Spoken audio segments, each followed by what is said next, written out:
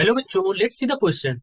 The question is, which of the following methods will enable the volume of ideal gas to be increased 4 times? यानी कि हमें volume को 4 times increase करना है, तो कौन सा मेथड हमें यहाँ पर अप्लाई करना होगा? पहला है कि double the temperature and reduce the pressure to half, यानी कि टेम्परेचर को डबल कर दीजिए, प्रेशर को हाफ कर दीजिए. Second is double the temperature and also double the pressure. Third says reduce the temperature to half and double the pressure.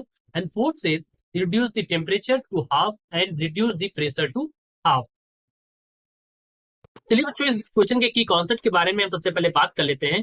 So the key concept for this question will be, we can say we know that from ideal gas equation. So ideal gas equation क्या होती है?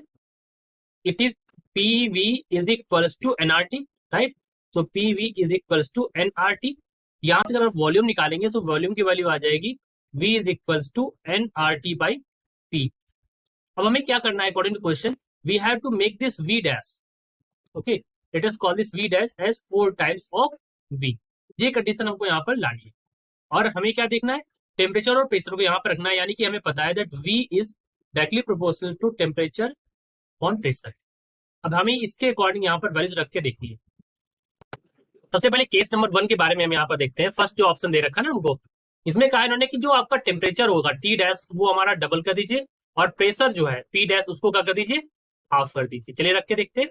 तो हम यहाँ पर रखते हैं, तो हमें वैल्यू पता है V इज इक्वल टू क्या हो जाएगा यहाँ पर? V dash is equal to nRT होता है. सो यहाँ पर हमें पता है टेम्परेचर रखना है, तो टेम्परेचर कितना हो जाएगा? 2T. और प्रेशर हमारा कितना हो जाएगा? P/2. यानी कि हमारा V डैश कितना आ जाएगा यहाँ से, और आप यहाँ पर nR भी रख दीजिए. तो यहाँ से V डैश आपको कितना मिल जाएगा? You will get V dash is equals to, let me write it over here, 4, 2 पर जाएगा मल्टीप्लाई हो जाएगा 4 nRT बाई P. और आपको पता है nRT बाई P ये किसके बराबर? ये V के बराबर. तो हम लिख सकते हैं V dash is equal to 4 times of volume. यानी कि हमारा जो पहला ऑप्शन है, फर्स्ट ऑप्शन है, वो हमारा क्या है? सही है. So if you double the temperature and reduce the pressure to half, the volume will becomes 4 times, and this is for the ideal gas.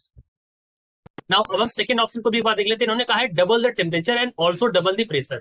तो जब आप टेम्परेचर को T डैश को 2 टाइम्स बनाएंगे और प्रेशर को भी आप 2 टाइम्स बनाएंगे, तो ये दोनों कट जाएंगे और V डैश बराबर V आ जाएगा. अगर आप रख के देखेंगे तो आपको, तो ये वाला ऑप्शन तो हमारा गलत हो ही गया.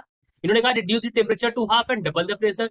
टेम्परेचर को हाफ करेंगे, प्रेशर को डबल करेंगे. तो आप इसको अगर रख के देखेंगे तो टेम्परेचर को अगर आप हाफ करेंगे और प्रेशर को आप डबल करेंगे, तो ये भी वैल्यू क्या हो जाएगी? सेम आ जाएगा. तो ये भी हमारा नहीं होगा.